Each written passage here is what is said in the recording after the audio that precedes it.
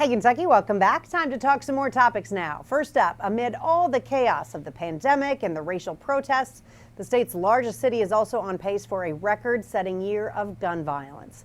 Since March, at least one person has been fatally shot in Louisville every week. And most weeks, multiple shootings have left many more wounded. And many of those victims are teenagers. Jen, this is just like, it's gutting. I hate hearing this. It is, and the city leaders are saying this is a trend that they don't think is going to improve anytime soon. They've had nearly 20 teenagers killed in recent months, and just through Sunday, the numbers were 370 shootings. But you mentioned it at the beginning of the story. It's the racial unrest. It's the coronavirus. Tensions are high right now. Yeah, it's hard. Like you said, it's hard to see that going away anytime soon. With many school districts already announcing they're going back to non-traditional instruction to begin the fall. More help is popping up for parents. Nanny Share is starting in the area, but there's also NTI tutors for hire, such as the Virtual Teaching Institute, formed by 2 Kentucky educators. And yeah, if you can get yourself into a business like this, now is the time to do it.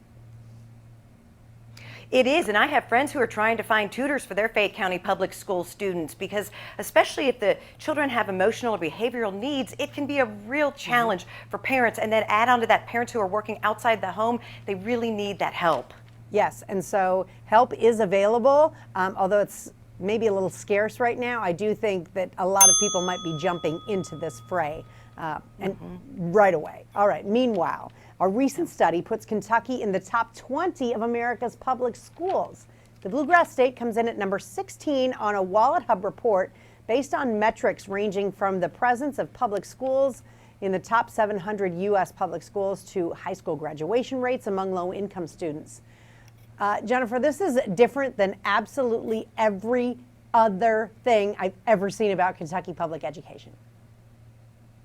Yes, maybe there is a little bit of good news here as well because they looked at safety and at quality. Quality, Kentucky comes in 14th, safety 33rd, but I was surprised Kentucky's in the top 10 of the lowest dropout rate. Kentucky ranks 3rd, so for once, yes, the public schools are getting a good grade. I guess. I mean, it just seems crazy that those numbers are so different, but I'll take it. All right.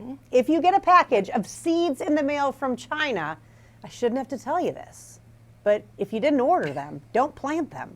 And our agricultural commissioner wants to know about it too. Kentucky's the 4th state known to receive suspicious packages of seeds that appear to have originated in China. Commissioner Ryan Quarles says they don't know why these seeds are showing up in people's mailboxes, but warns against planting them. I would just say, and don't even buy seeds from China. Don't plant the ones that show up in your mailbox. Don't order any. Just stay away from it. Right. If you get something and you don't know what it is, and especially in this case where it's seeds, and they want you to contact the Kentucky Department of Agriculture because they don't know if this is a hoax. It could be agriculture bioterrorism. And if you plant them, it could harm livestock and plants. So this is just, they don't know what it is. So don't do anything except let the state know. Just don't. Yeah. All right, as the NBA Draft Combine invitations are being sent out, one of Kentucky's draft hopefuls isn't even among the players being considered for the event, which may or may not happen. E.J. Montgomery is the only former Cat not on the list of 105 potential Combine participants, which was created based on votes from NBA general managers. Jen, that does not look good for E.J. Montgomery. I hope he wows people, but that doesn't look great. He certainly has a lot to prove. All the former Cats, even Khalil Whitney is expected to get an invite. But like you mentioned, this may not even happen. But, you know, players come to Kentucky hoping to go to the NBA. Some have different routes. He'll definitely have something to prove, and it may just take him a little longer to get there. I hope so. I hope he does make it because he's a good kid. All right, tonight's wrap-up is next as Hey Kentucky continues.